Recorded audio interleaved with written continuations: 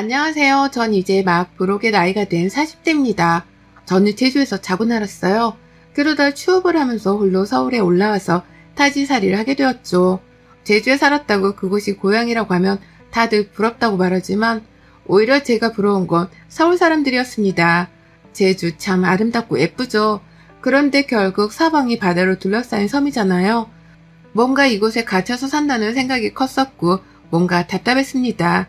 그렇게 긴 세월을 함께하던 제주를 떠나 서울로 왔을 때 해방감이 크면서도 괜히 이 낯선 땅이 무섭기도 하고 외롭기도 했어요.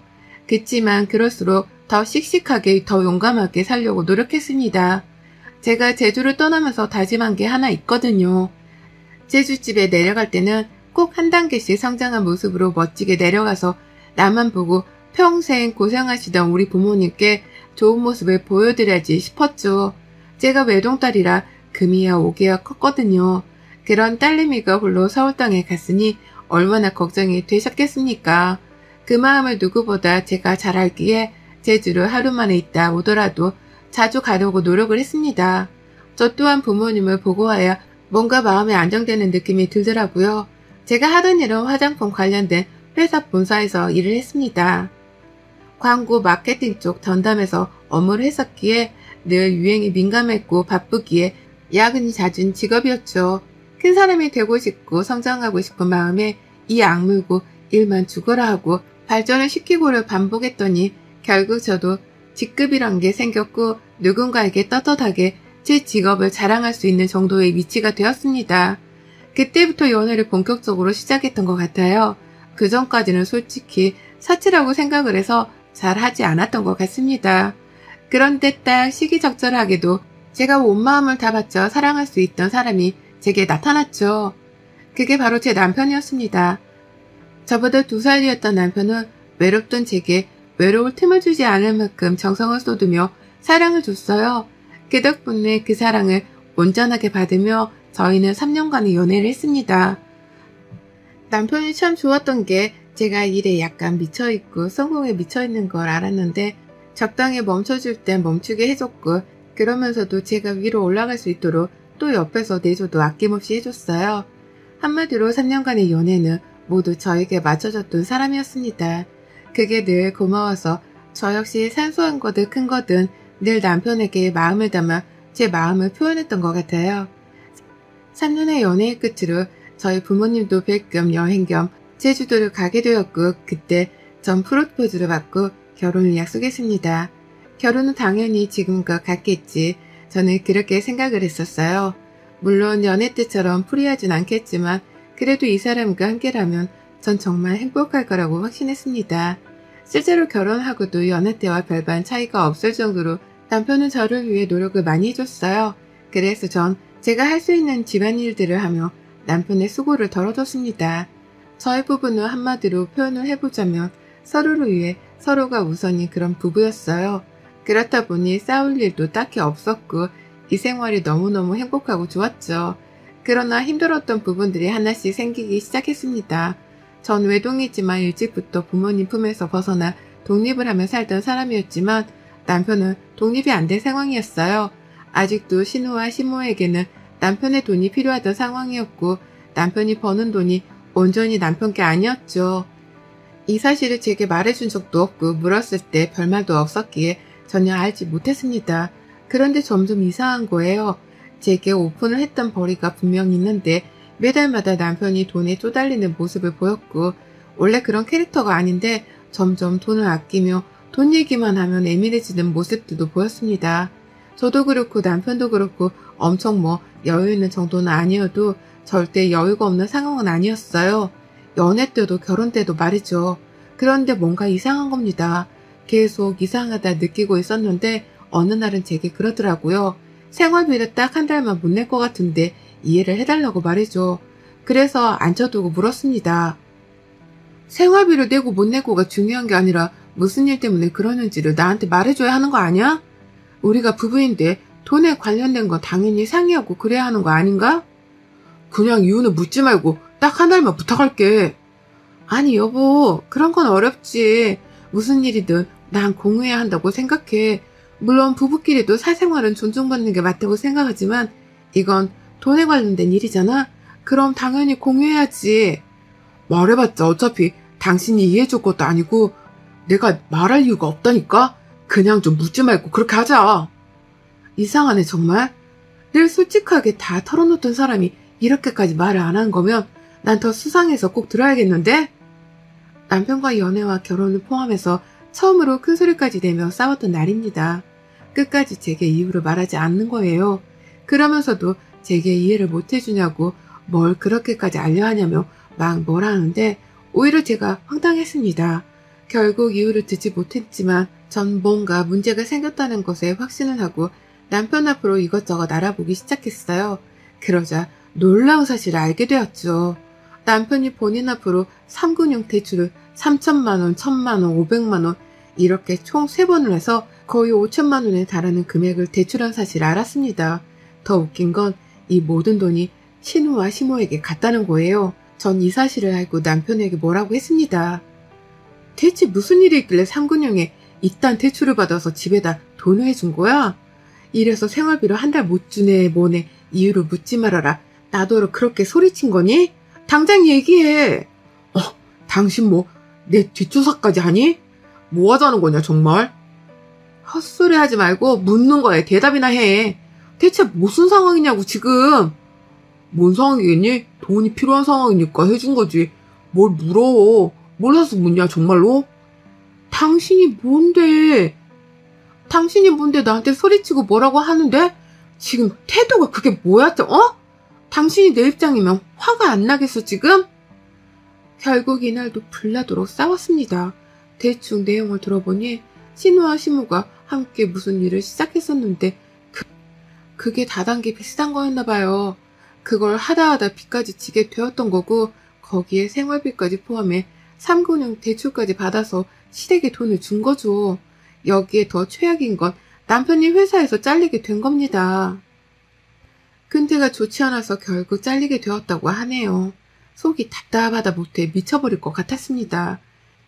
이런 상황에 남편이라는 사람은 그깟 취업 다시 못하면 뭐 큰일 난 거냐고 오버하지 말고 가만히 있으라고 하더라고요. 너무 어이가 없어서 말이 나오지 않았습니다. 그래도 한편으론 퇴직금이 있으니 당장 어느 정도 빚을 갚고 생활비랑 어떻게든 해보자 약간 그런 계획을 세우고 있었어요. 그런데 알고 보니 퇴직금도 이미 시댁에 다 털렸더라고요. 그냥 모든 게 무너져 있는 상황에 시무와 신우가 함께 저희 집에 쳐들어왔죠. 너 앉아봐라. 갑자기 연락도 없이 오셨어요. 말투가 뭐예요 새언니. 시어머니가 아들 집에 오는데 뭐 며느리 허락까지 받아가며 부탁해서 와야 하는 건가? 너 다 알았다며? 그런데 어쩜 그렇게 입 딱 씻고 조용히 있을 수가 있냐? 네가 생각이라는 게 있는 애고 머리가 장식품이 아닌 인간이라면 지금 네 CM이랑 신우가 힘들 거란 생각은 안 드니? 네? 대체 어떤 부분에서 힘들 거라 생각해야 해요 제가? 어머머 좀 봐라. 지금 성재가 회사까지 못 다니고 있으면 수입이 아예 없는 상황이잖니? 그럼 우리까지 다 쫄쫄 굶어야 하는 건데 넌 네 남편 가족들이 손가락 빨고 살게 생긴 상황에 아무 감정이 안 느껴지니? 얘 진짜 악한 애네. 너 뭐야? 사이코패스야? 진짜 어머니 뭐라고 하시는 거예요? 지금 말이라고 해서 다 말이 아니에요. 생각을 해보세요. 급이 저 때문에 진 것도 아니고 막말로 아가씨도 어머님도 일하시려면 충분히 하실 수 있는데 벌어서 쓸 생각을 안 하고 왜 사람들한테 뭐든 다 도움을 받으려고 하세요? 말씀대로 지금 이 사람 본인 밥벌이도 못하고 당장 빚 이자들만 해도 어떻게 될지 막막해 죽겠는데 지금 불난집에 부채질하러 오셨어요? 이게 근데 어디서 큰 소리야? 입 다물고 돈이나 보내. 우리도 먹고 살아야지. 시무는 신우는 합세해서 제게 오히려 생활비를 보내라고 큰 소리를 치더군요. 살다 별의별 일을 다 겪구나 싶었습니다. 시댁거들이 다녀간 후 한동안 아무 말도 하지 못했던 게 너무 어이가 없어서 말이 나오지 않았죠. 남편은 제 눈치만 슬금슬금 보면서 취업을 하네모네 하며 컴퓨터를 붙잡고 이력서에 자기소개서를 고치고 있었습니다. 그 모습을 보다 모든 분노가 한꺼번에 확 올라와서 저 남편에게 딱 질렀어요. 지금 당신 수준에 무슨 회사를 들어가. 제 취직은 꿈도 꾸지 말고 막노동을 하든 뭘 하든 당장 돈 많이 벌 수 있는 일 찾아서 당장 내일부터라도 해. 아, 들었잖아. 당신네 가족들이 돈 내놓으라잖아. 일해. 당신이 직접 일해서 비시고 뭐고 다 알아서 해. 난 죽어도 한 푼도 보탤 생각 없으니까. 아니야. 화나는 것도 알겠고 다 알겠는데 당장 내가 하던 일이 있는데 그거 말고 딴 걸 뭘 하겠어. 막노동도 하던 사람들이나 하는 거지. 나 같은 사람은 일도 못해서 쓰지도 않아. 어? 아니, 내가 알아봤거든. 생수 배달 해주는 일 있더라. 그 얘기야. 당장 내일 전화해서 그거 하면서 돈 벌어. 그렇게 전 남편을 들들 달달 볶아서 생수 배달 해주는 일을 시작하게 했습니다. 야간일이고 힘들어서 그런지 급여가 센 편이었어요. 그러나 딱 3일 하더니 도저히 못하겠다고 그만두고 왔죠.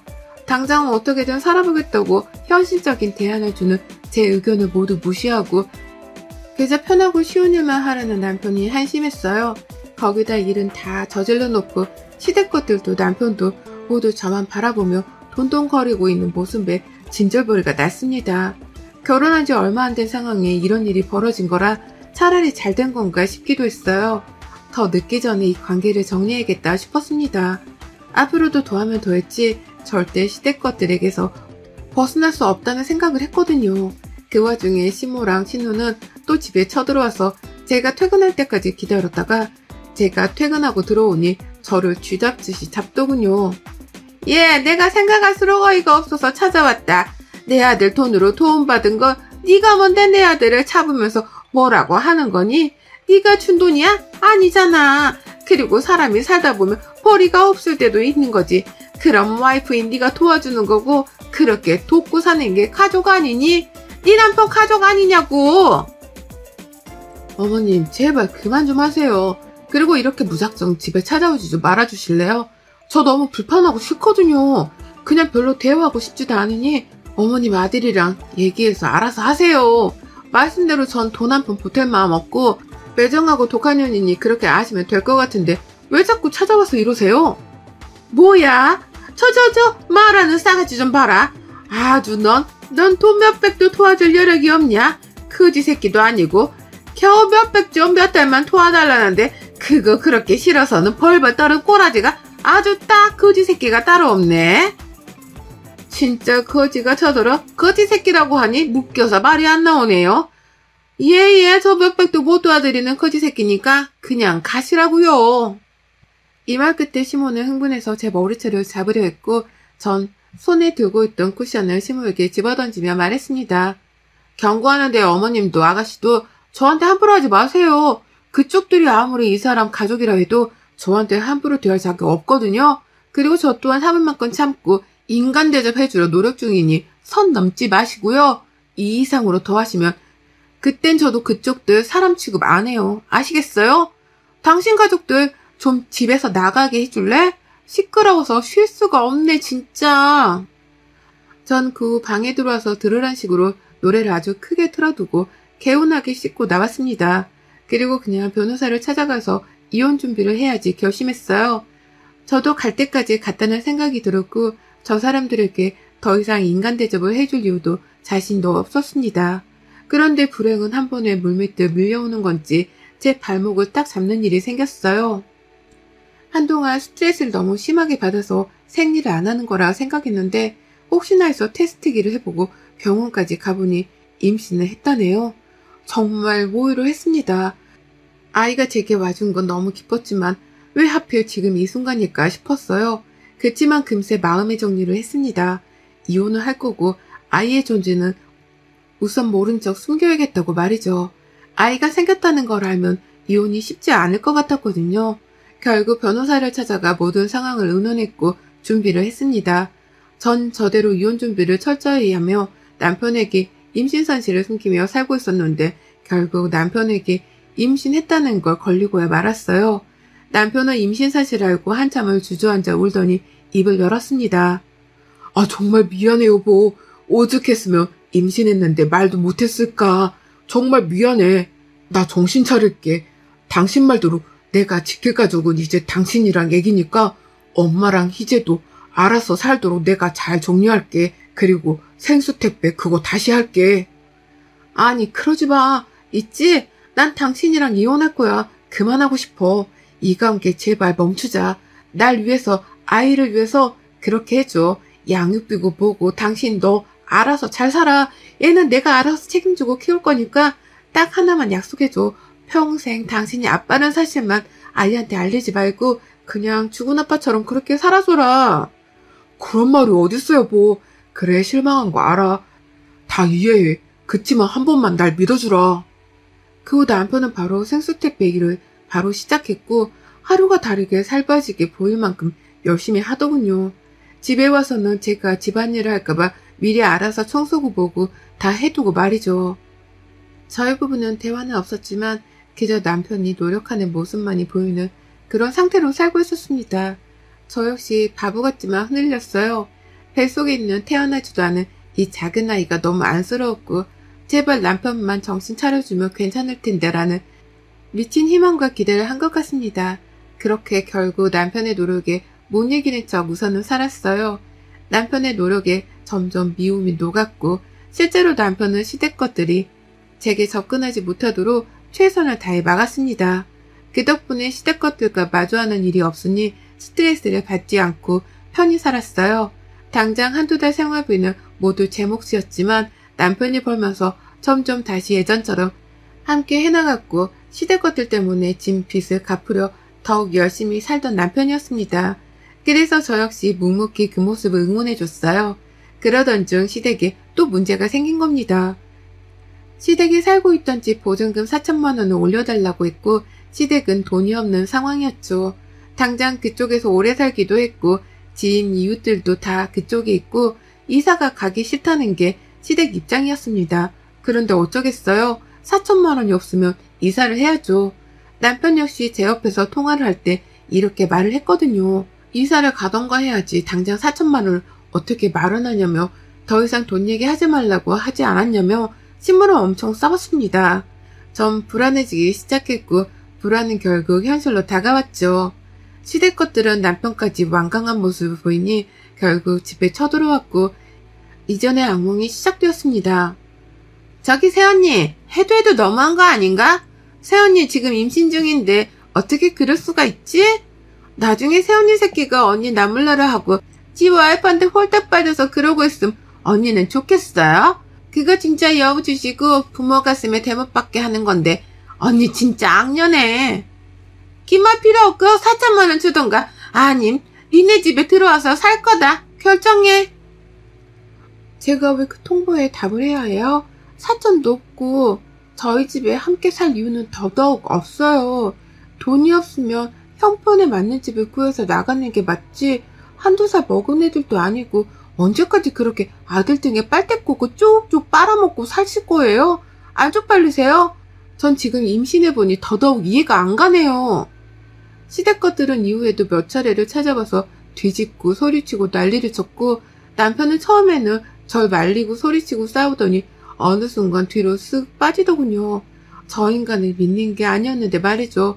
결국 유산을 했어요. 우울함과 아픔, 분노의 모든 감정들이 크게 다르고 전 이대로 있다가 누구 하나 정말 죽을 것 같은 감정까지 치솟아서 급히 짐을 싸서 제주로 내려갔습니다. 친정 부모님께도 상황 설명을 해야 했고 부모님을 봐야 진정이 될 것 같았어요. 남편에게도 모든 걸 다 정리하자고 말했고 더 이상 기회는 없다고 말했지만 주말마다 제주에 내려와서 부모님 앞에서 무릎 꿇고 빌고 아주 난리를 치더군요. 그 모습을 한두 번 묵묵히 지켜보던 부모님께서는 세 번째 남편이 왔을 때 손찌검을 하셨습니다. 저희 아빠께서 남편의 뺨을 후려치시고 말씀하셨죠. 네 놈이 사람 새끼면 이럴 수는 없다. 감히 귀하디 귀한 내 딸을 데려다가 그딴 고생을 시켜? 언제까지 하나 보려고 냅뒀는데 더 이상은 네 꼴 같지도 않은 모습 보기도 싫으니 당장 눈앞에서 꺼지고 이혼해. 한 번만 더 찾아오면 내가 니네 집에 가서 니네 엄마고 동생 있고 머리채 다 뒤어 뜯어버릴 테니까 그렇게 알아. 네 뺨만 후려친 걸 감사하게 생각하고 당장 내 눈앞에서 사라져라. 그 후 전 바로 정리를 하기 위해 서울로 올라갔는데 글쎄 저희 집에 가보니 이미 시댁 것들이 가구까지 들여놓고 살고 있더군요. 진짜 이간경이 너무 웃겨서 헛웃음을 지었는데 제게 시모가 그랬죠. 정리하러 온 거지 너? 빨리 정리해서 나가줄래? 너 하나 나가면 우리 가족 모두가 이렇게 편하게 살 수 있는데 어디서 저런 거지 같은 게 집구석에 들어와서는 아유 내 팔자야. 그러긴 말이야. 차라리 좋게 말할 때 어떻게든 비를 바치고 소용이 있지 그랬음 거지 걸로 나가진 않아도 될 텐데. 신우와 시모는 과자를 씹어먹으며 제게 저렇게 말했고 전 과자와 앞에 있던 주스를 시모와 신우 얼굴에 확 뿌려주고 말했어요. 멍청한 거니 아니면 인정이 어려운 거니? 대단히 착각들을 하고 있네. 그래 좋아. 이 집에서 며칠이라도 누리고 살도록 해. 어차피 며칠 뒤부터 앞으로 남은 생은 니들이 말하던 거짓골로 살 테니까. 전 바로 법적으로 해결했습니다. 이 시댁 것들이 참 멍청한 게 그 집도 제 거고 유책 배우자도 남편인데 이혼하면 무조건 재산을 반으로 딱 가져갈 수 있다고 생각했나 봐요. 혼인기간도 짧기에 그럴 리도 없는데 말이죠. 결국 땡전 한 푼도 없이 쫓겨났고 오히려 제게 뱉어내고 이혼을 했습니다. 전 이후에 휴식이 필요해 제주 부모님 댁으로 내려가서 몇 달간 머리도 비우고 마음도 비우고 살다 다시 서울로 와서 복직하고 잘 살고 있어요. 그리고 시댁걸들과 남편은 빚에 허우덕거리다 갈 때까지 간 상황이더라고요. 제가 만약 정의 이 관계를 놓지 못했다면 결국 저도 같이 바다까지 추락하는 상황이었을 건데 생각만 해도 아찔합니다. 이 결혼해서 이런 것들은 다 괜찮아요. 시간, 마음, 아픔 다 괜찮은데 그저 품었던 아이를 지키지 못했다는 슬픔이 너무 아프긴 해서 아직도 홀로 아이를 추억하고 위로하며 살고 있습니다. 여러분의 생각은 댓글로 남겨주세요. 오늘도 시청해주셔서 정말 감사합니다. 안녕하세요 구독자 여러분. 저는 51을 먹은 50대 중년 여자입니다. 직장을 다닌 지가 오래되어 컴퓨터 앞을 떠난 지도 오래였는데 사연 하나로 일이 컴퓨터 앞에 앉아보게 되었네요. 미리 잘 부탁드립니다. 저는 현재 가정주부입니다. 애가 둘인데 애들도 다 커서 제가 더 이상 뒷바라지를 할 일이 없고요. 지들 친구랑 노는데 더 좋다는 애들이라서 저는 저대로 이웃 친구들이랑 커피 마시고 집에서 가끔씩 모여 같이 밥을 해먹으면서 시간을 보내고 있었습니다. 요즘은 남편이 몸 관리를 해야겠다며 주말마다 등산을 하자고 하길래 주말도 나름 보람차게 보내며 사는 중이었고요. 사는 게 그저 유했다 보니 저는 걱정이랄 것이 없는 편이었습니다. 가정에 책임이 강한 남편이 바깥에서 일도 잘해오기도 했고 저는 저대로 자식들 잘 키워놓고 대학까지 다 보내놓은 후였어서 딱히 고민을 떠안고 살 이유가 없었습니다.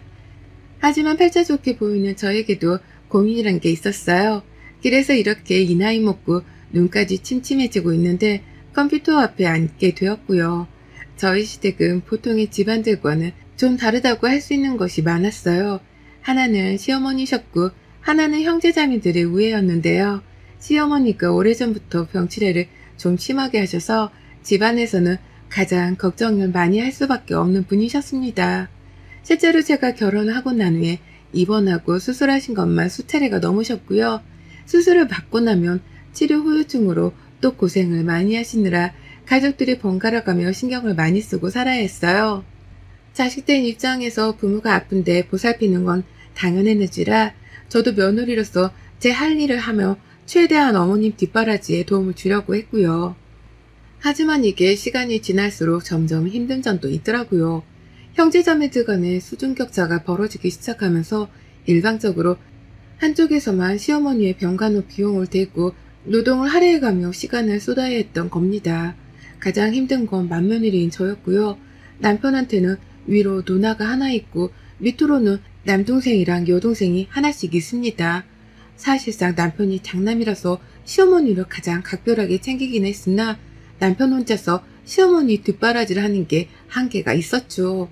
어머님이 지방에 살고 계시기도 했는데 남편은 서울에서 직장을 다녀야 했다 보니까 쉽사리 어머님과 왕래를 할 수 없었던 겁니다. 그 바람에 같은 도시에 살고 있던 도련님께서 시어머니 집으로 왕래를 해가며 어머님을 보살폈고요.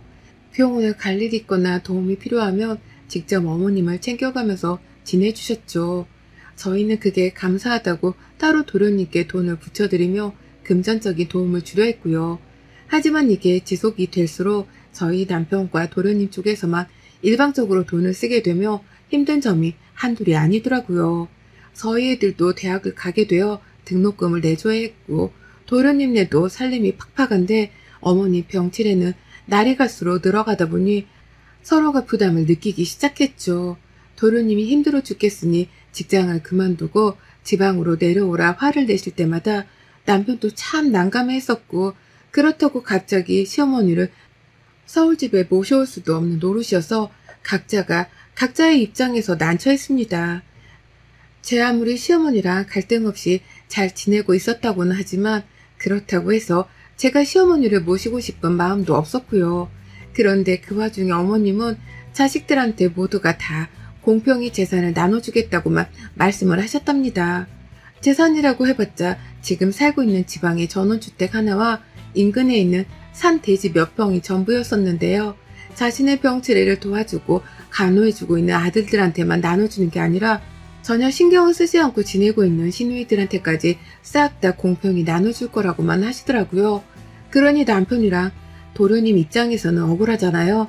제 3자나 다름없는 제가 보더라도 이건 공평한 게 아니란 생각에 화가 좀 났습니다. 그러다 결국 남편이 먼저 총대를 메고서는 형제들을 불렀고요. 지난해 추석 코로나 이후 정말 오래간만에 온 가족들이 시댁에서 만나 대화를 나눴어요. 대화를 한참 나누고 나서야 서로 시어머니를 번갈아 챙기는 게 맞다는 남편과 도련님, 그리고 막내 시누이가 한편이 되었고요. 자식 키우느라 정신없어서 못한다고 하는 큰 시누이가 혼자 맞선 채로 의견이 팽팽하게 맞섰답니다.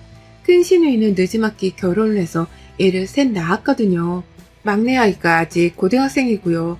자기 아들 뒷바라지를 해야 해서 시어머니를 챙길 수 없단 말로 시어머니를 나물라라며 한참 동안 형제들과의 대화를 일방적으로 거절했어요.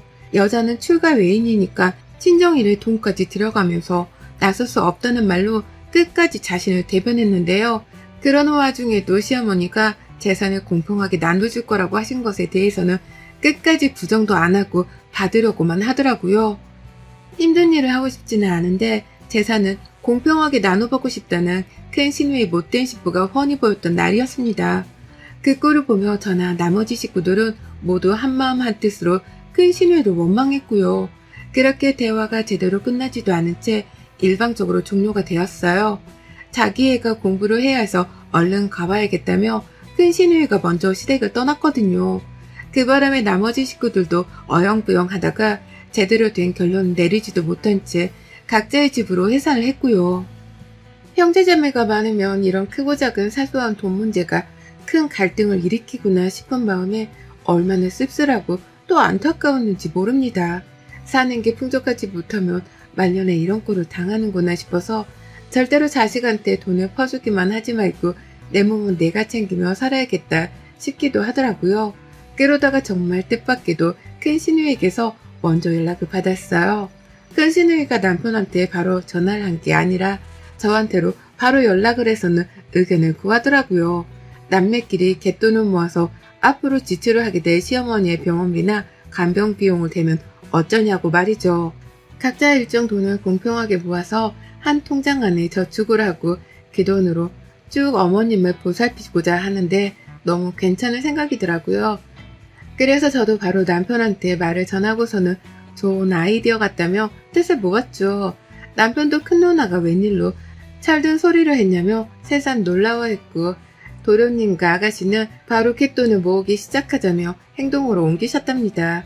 그렇게 저희 시댁 식구들은 이 나이 먹고 시어머니 병원비로 쓰겠다면서 갯돈을 모으기 시작했어요. 남들은 우애를 다지기 위해 여행 경비나 외식 경비로 가족 갯돈을 모은다고 하던데 저희는 그와는 반대였습니다. 누구 하나가 일방적으로 돈을 더 쓰거나 낭비하는 걸 막고자 싸움을 차단하겠다고 갯돈을 모으기 시작했네요. 그렇게 지난해 말에 모으기 시작한 갯돈은 얼마 전까지 이어졌고요. 각자 집에서 내 형제 자매들 다달이 월 10만원을 보탰습니다.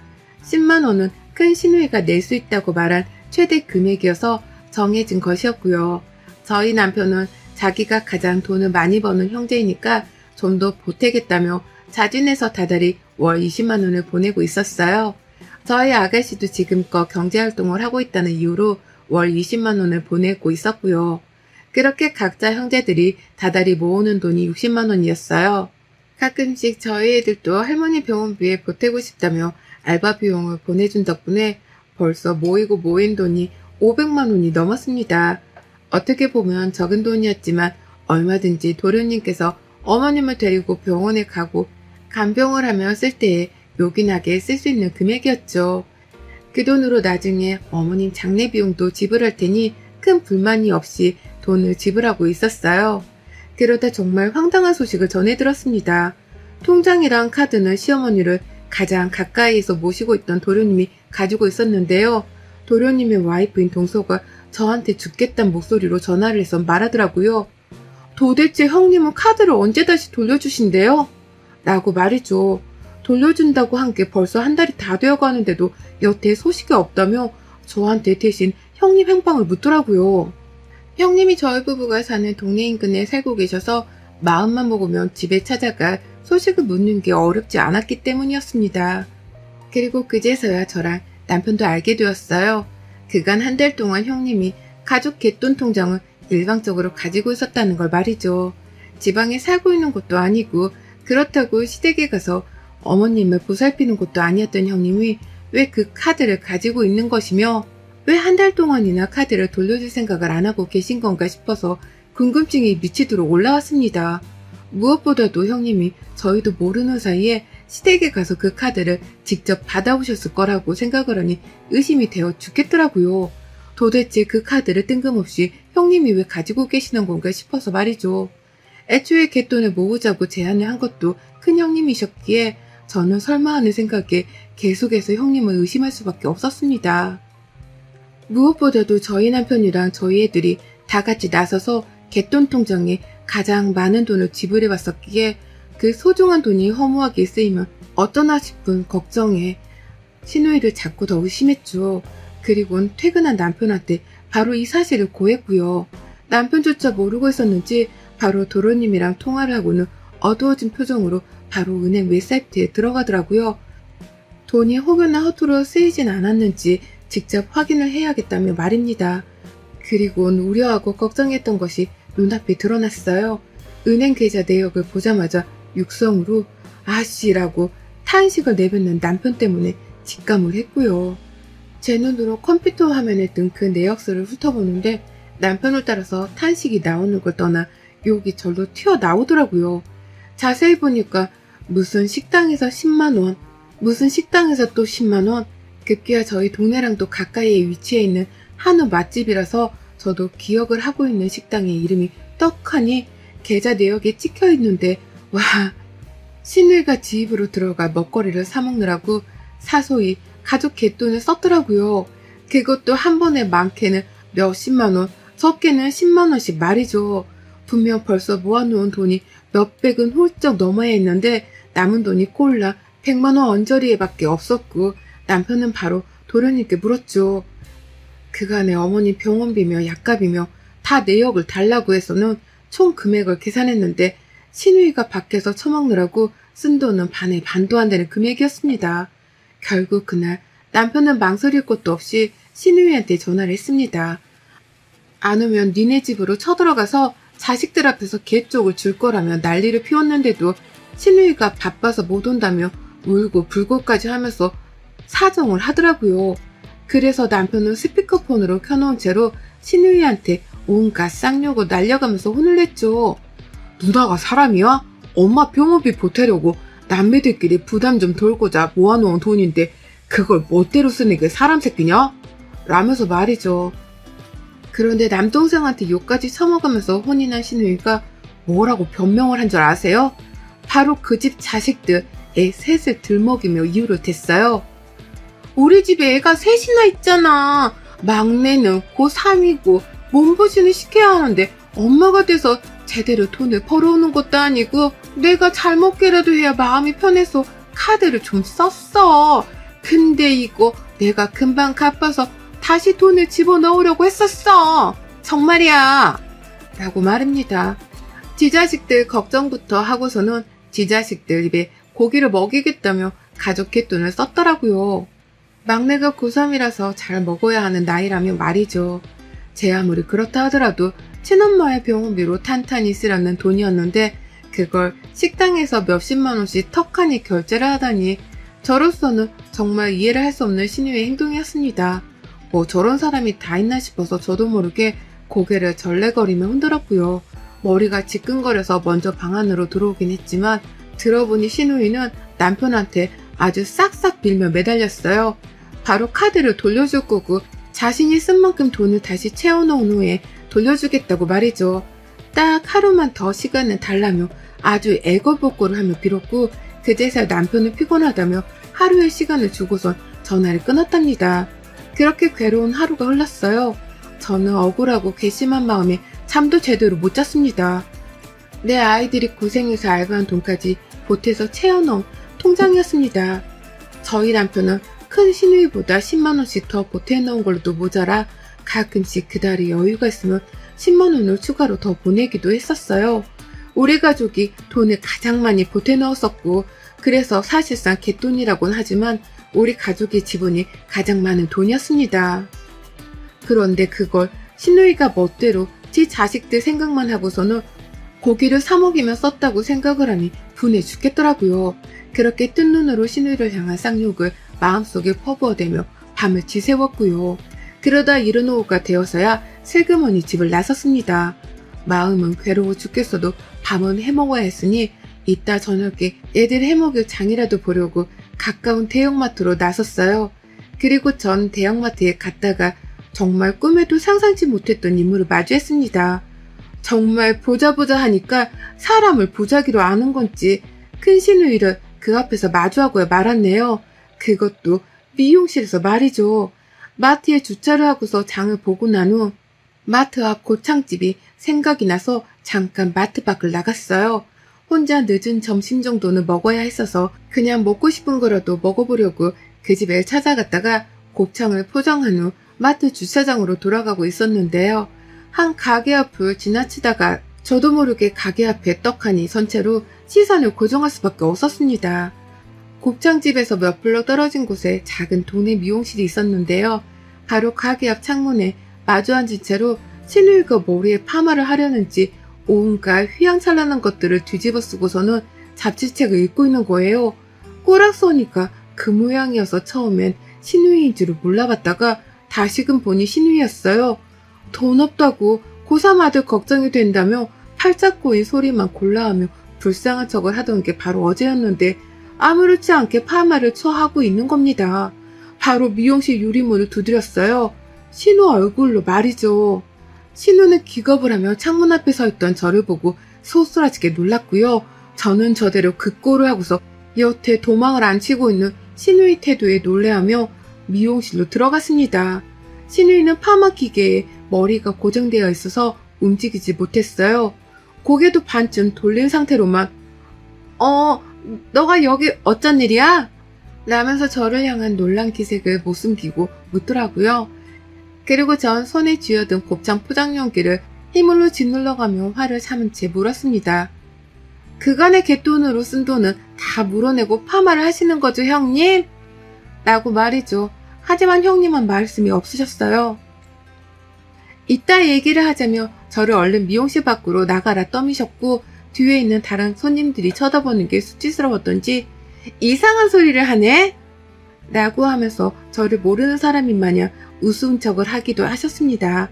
그러자 형님이 얼른 파마기기를 치워달라며 미용사를 불렀고요. 저는 형님이 그 파마기기에서 머리털을 빼내는 순간까지 기다렸어요. 그리고 형님의 가방으로 추정이 되는 곳에서 지갑을 꺼내 들자마자 갯돈 카드를 찾아냈죠. 누가 봐도 그 카드로 결제를 하려고 한 것 마냥 지갑 안에는 그 카드 하나밖에 들어있질 않았어요.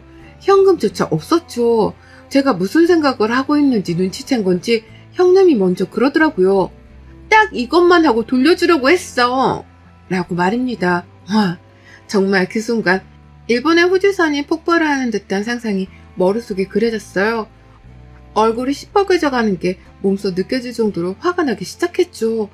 내 자식들과 내 남편이 더 많이 퍼다 놓은 갯돈인데 그 돈을 시어머니를 직접 옆에서 모시고 있는 도련님도 아닌 큰형님이 썼다고 하니 미치도록 화가 나더라고요. 그냥 쓰는 걸로도 모자라 이젠 하다 지 머리를 뽑겠다고 미용실까지 찾아와서는 마지막으로 돈지랄을 하려다가 저한테 딱 걸리기까지 하셨으니 저는 황당한 걸 떠나서 뭐 이런 하찮은 인간이 다 있나 싶어 기가 막혔습니다. 현장 사진을 찍어 남편한테 보냈어요.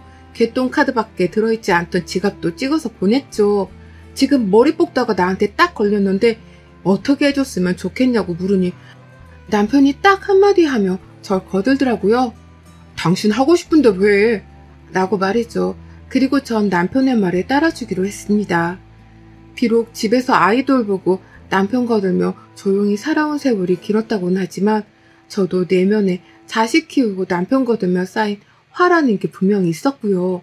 그 화를 풀지 못하고 살았을 뿐 언제라도 때가 되면 풀 작정이었어요. 나이 먹어 조금 유순해졌을 뿐 젊을 적엔 할 말 다 하고 살며 속 시원히 살던 저이기도 했고요. 남의 돈 아까운 줄 모르고서 지 돈만 챙길 줄 알고 지들한테 얻어질 콩고물만 따져가며 챙기는 신우이의 저 거지같은 근성이 정말 싫었습니다. 그러는 와중에 파마만 하고 카드를 돌려주려고 했던 이 말도 안 되는 억지를 이해하기 힘들었고 결국 팔자 좋게 잡지나 쳐보며 머리를 볶고 있던 신우이의 인생을 산산조각 내줄 참이었네요. 막 미용사의 도움으로 억지로 기기를 끌고 머리를 풀어달라 요청을 하고 있던 신우이. 저는 그런 신우이의 뒤에서 미용사님을 밀어내고 제 손으로 신우이의 머리채를 잡았어요. 네, 제 손으로 신우가 뽀끄려다만 그 머리채를 아주 불태워 싹 다 잘라버릴 참이었던 겁니다. 손에 잡으니 미끌미끌한 파마액이 다 묻어나더라고요. 그게 더 꼴보기 싫어서라도 더 빨리 신우를 해치우고자 했습니다. 하도 머리가 미끌거리길래 신우의 머리통을 통째로 잡아채서는 미용실 의자 밖으로 끌어잡아다 바닥에 내팽개쳤어요. 그리고 홧김에 제 손으로 미용실 가위를 집어선 신우이의 머리를 한순간에 싹둑 잘라버리고 말았습니다. 제가 허공으로 신우의 머리채를 잡아당기고 있는 상태에서 가위를 잘라버린 덕분에 가위질이 한결 수월했어요. 약간의 망설임이나 장애물 하나 없이 바로 잘려진 머리카락은 신우의 눈앞으로 떨어졌고요. 저는 감히 또 파마 따위는 하지도 못하도록 몇 번의 가위질을 더해서 신우 머리채를 아주 듬성듬성하게 커트를 잘해줬어요. 마치 누가 보면 6.25 전쟁을 막 벗어난 난민 마냥 제 눈에 보더라도 사람 꼴이 흉악해져 보일 정도로 아주 듬성듬성하게 머리를 잘라놨습니다. 머리가 잘려나는 소리와 함께 신우는 울부짖었고요. 저는 제 손에 묻어나는 파마용액이 짜증난다며 서둘러 신우이한테서 떨어졌어요. 파마해줄 필요 없어요. 2년이 어머님 병원비 된다고 가족끼리 모아놨던 갯돈을 훔쳐다가 지 자식들 고김 처먹인 걸도 모자라 지 머리 뽑겠다고 여기 온 겁니다. 파마 따위 해주지도 마세요. 라고 하며 미용실 사장님께 호소를 했고요. 더러워진 제 손을 치켜 세워 올리면서 이거 어디서 닦아야 해요? 라고 물으니 가게 사장님이랑 손님들이 일제히 저를 도와준다면서 미용실 안에 있던 세면대를 가르쳐 주시더라고요. 다들 저를 돕겠다며 일심동체가 되어서는 손가락으로 세면대를 지목하시는데 순간 그 모습이 너무 웃기고 든든해서 웃음이 나올 뻔한 걸 겨우 참았답니다.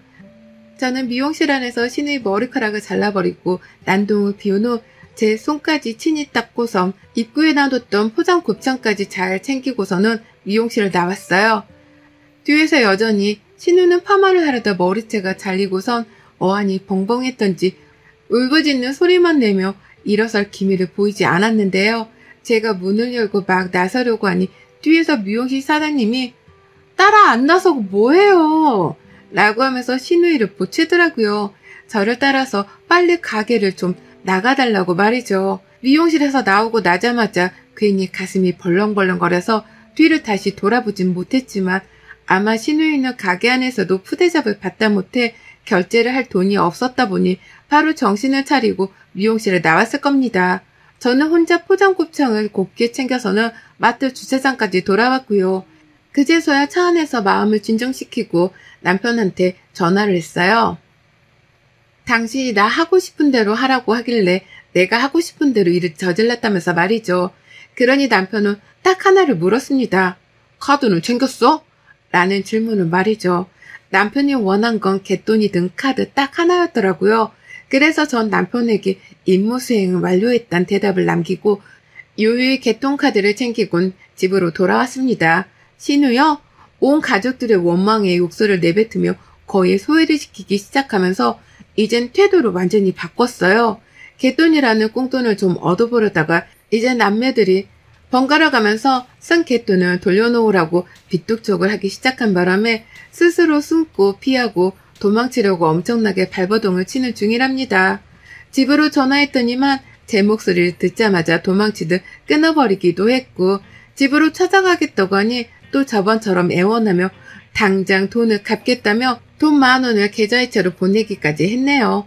그런 식으로 앞으로도 신우가 쓴 돈만큼 저희는 번갈아가며 신우한테 독촉 전화를 날릴 계획이랍니다. 매번 돈 10,000원씩 이체받는다고 해도 언젠가는 다 돌려받을 수 있을 테니까요. 아이고 우리 신우 꽁돈 한번 얻어보려다 인생이 극도로 피곤해지게 생겼네요. 여러분의 생각은 댓글로 남겨주세요. 오늘도 시청해주셔서 정말 감사합니다.